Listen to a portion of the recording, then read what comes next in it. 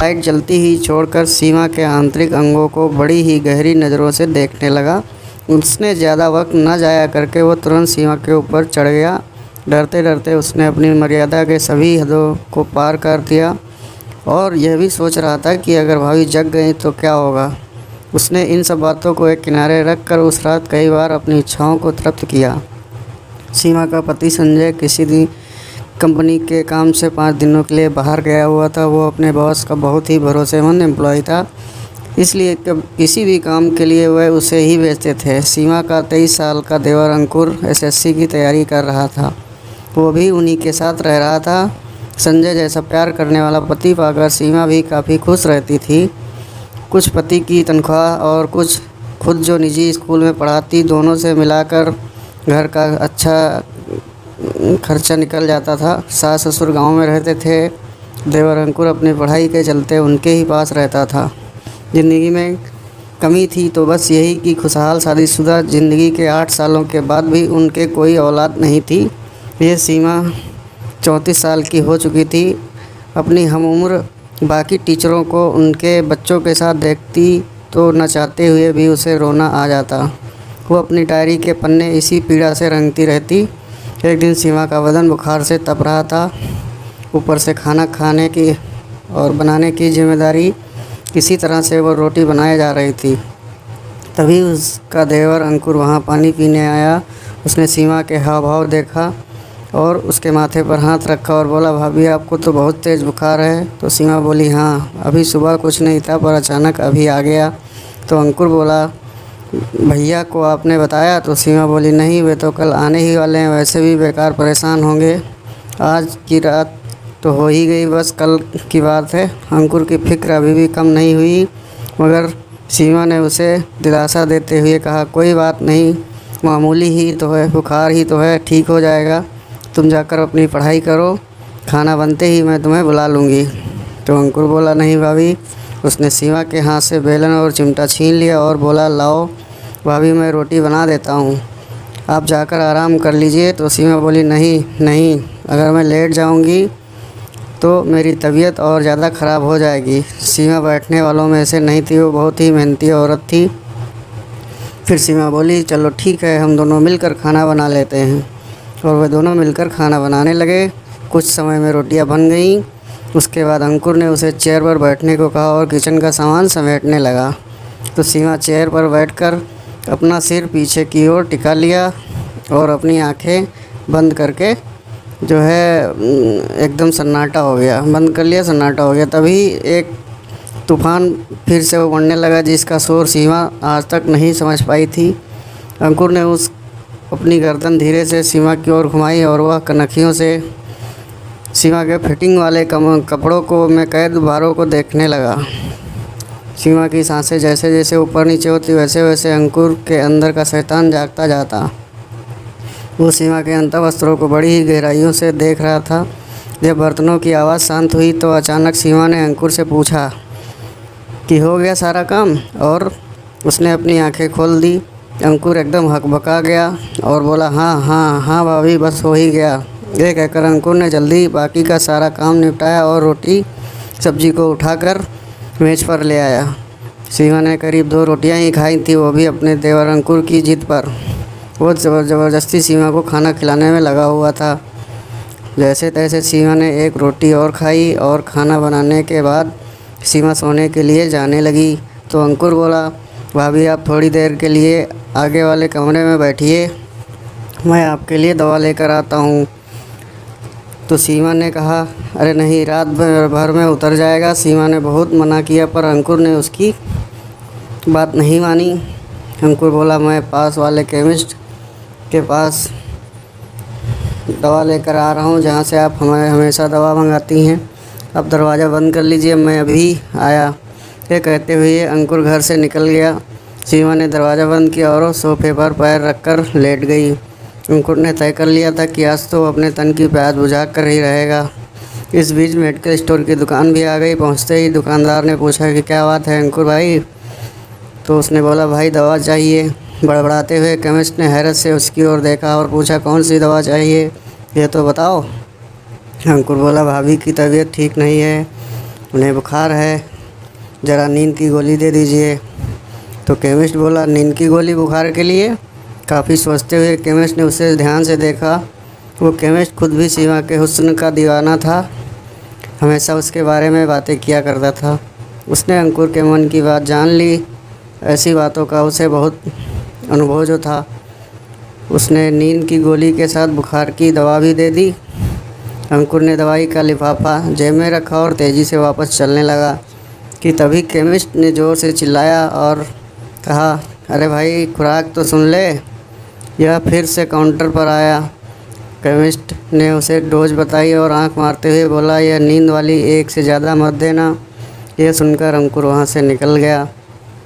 Chemist पीछे से कह रहा था, अगली बार हमको भी याद रखना भाई। अंकुर उसकी बातों को अनसुना करता हुआ आगे बढ़ गया।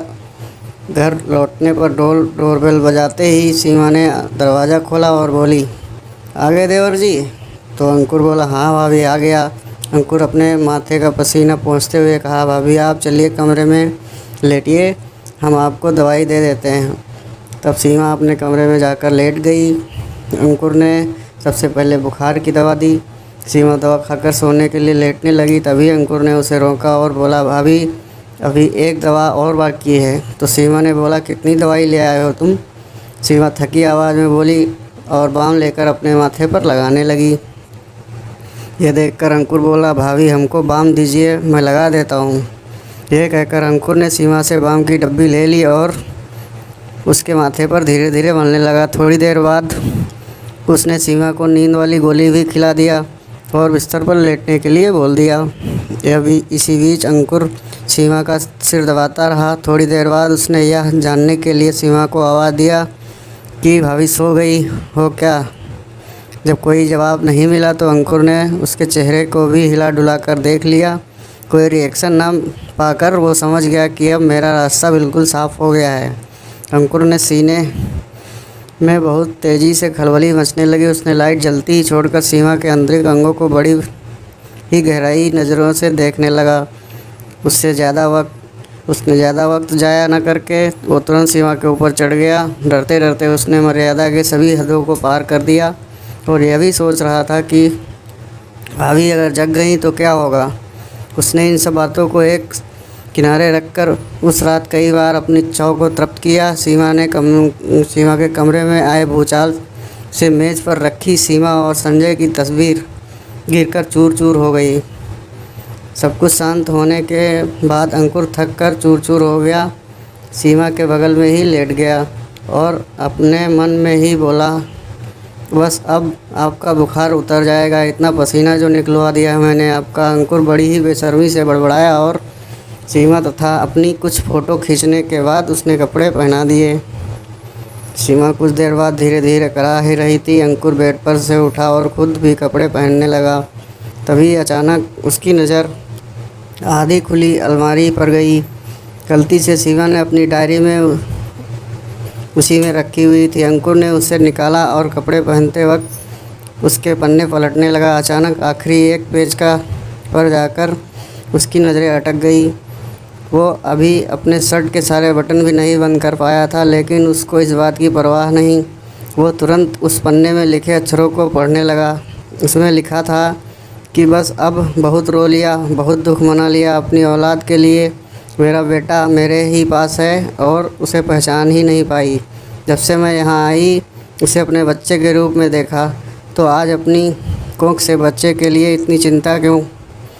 मैं बहुत जल्दी ही अंकुर को कानूनी रूप से गोद ले लूँगी। अंकुर की आंखों के आगे अंधेरा छाने लगा। वो सिर पकड़कर वहीं बैठ गया और ज़ोर ज़ोर से रोने लगा। फिर तुरंत भागकर सीमा के पैरों को पकड़कर अपना माथा उसमें रगड़ते हुए बोला, भाभी मुझे माफ़ कर दो, यह क्या हो गया हमसे? भाभी हमसे बहुत बड़ी गलती हो गई। ये कहकर वो रोते हुए घर से बाहर चला गया।